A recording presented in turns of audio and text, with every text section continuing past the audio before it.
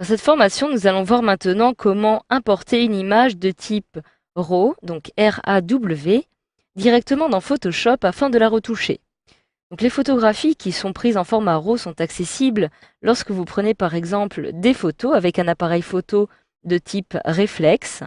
Et j'en dispose d'une qui se trouve ici sur mon bureau. Donc si j'ouvre, comme vous pouvez le voir, justement mon explorateur de Windows sur mon bureau, je vais retrouver ici une photographie avec un format .nef. Donc ici, le .nef indique justement qu'il s'agit d'un format RAW. Alors ce fichier n'est pas visualisable par la majorité des systèmes automatiques. Vous allez donc devoir l'ouvrir avec Photoshop, qui lui peut les lire. Donc, par exemple, j'ai ici une autre image en JPEG. Si je réalise un clic droit, je peux, comme vous pouvez le voir, l'ouvrir avec différents logiciels qui me sont proposés, dont entre autres Paint, mais aussi Photo ou visionneuse de photos Windows. Alors que si je me rends sur mon format RAW, je réalise un clic droit puis ouvrir avec, je ne vais pouvoir l'ouvrir qu'avec Adobe Photoshop CS6, un autre logiciel ou encore, si je le souhaite, directement la visionneuse de photos proposée par Windows 8. Donc en effet, si je réalise un double clic dessus, celle-ci va s'ouvrir automatiquement avec ce logiciel.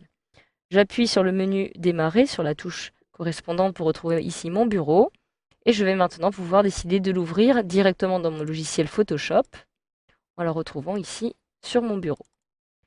Ça peut prendre un peu de temps lors de l'ouverture et comme vous l'aurez sans doute remarqué, l'image n'est pas importée directement dans ma zone de travail, mais dans une autre fenêtre qui va me permettre de régler l'image directement avant de travailler dessus. Donc à l'aide des différents paramètres qui me sont proposés ici, je vais pouvoir par exemple décider de modifier ici la tonalité ou encore d'accéder aux réglages de base. Donc par exemple ici en modifiant l'ambiance, en réglant ici la glissière de la température, donc évidemment plus je vais me déplacer vers la gauche et plus l'ambiance sera froide. Alors que si à l'inverse j'augmente un petit peu les teintes jaunes et rouges, eh bien je vais avoir une ambiance bien plus chaleureuse, comme vous pouvez le voir. Je vais conserver par exemple ces réglages-ci. En dessous, je vais maintenant pouvoir accéder aux paramètres de réglage par défaut, qui vont me permettre ici de régler par exemple l'exposition, le contraste, les tons clairs, foncés, les blancs, les noirs, etc. etc. Donc je vais commencer par régler un petit peu l'exposition afin de la réduire, comme ceci, mais je vais augmenter le contraste et les tons clairs, afin de les faire ressortir un peu plus de cette façon. Alors si vous vous rendez maintenant tout en haut, vous avez ici différentes icônes qui vous sont proposées, que vous connaissez déjà et qui vont vous permettre d'accéder à ces outils propres à Photoshop. Vous allez retrouver ici l'outil loupe, l'outil main, l'outil de balance des blancs, d'échantillonnage de couleurs, de réglage ciblé, de recadrage, redressement ou encore retouche des tons directs. Donc vous avez ici plein d'outils qui vont vous permettre de retoucher directement vos photos. Alors il y a un outil très intéressant qui s'appelle l'outil de pinceau de retouche qui se trouve ici. Et si vous cliquez sur ce dernier, vous allez pouvoir voir apparaître des options supplémentaires dans le panneau de droite qui apparaît ici. Vous retrouvez ici Nouvelle, Ajouter, Effacer et les précédents réglages qui sont toujours conservés.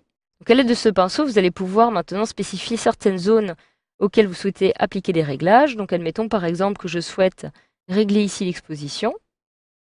Je me trouve dans Nouvelle par défaut. Je peux ici décider d'augmenter par exemple l'exposition un petit peu plus, voilà, de cette façon, d'augmenter encore un peu plus la température, comme ceci. Alors maintenant, si je clique dans la photo, comme vous pouvez le voir, au moment où je passe en cliquant avec mon pinceau, je vais pouvoir appliquer ces réglages.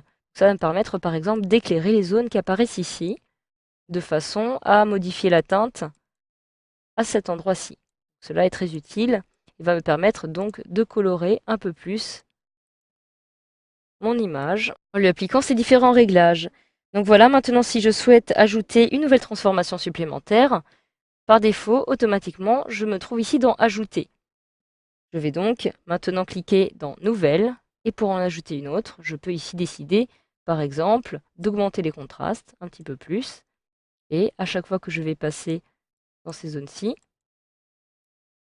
je vais avoir les paramètres précédents qui apparaissent. Je peux à tout moment décider donc de les réinitialiser à 0 afin de conserver uniquement le contraste lorsque je vais pouvoir passer dessus. Celui-ci va s'appliquer de plus en plus.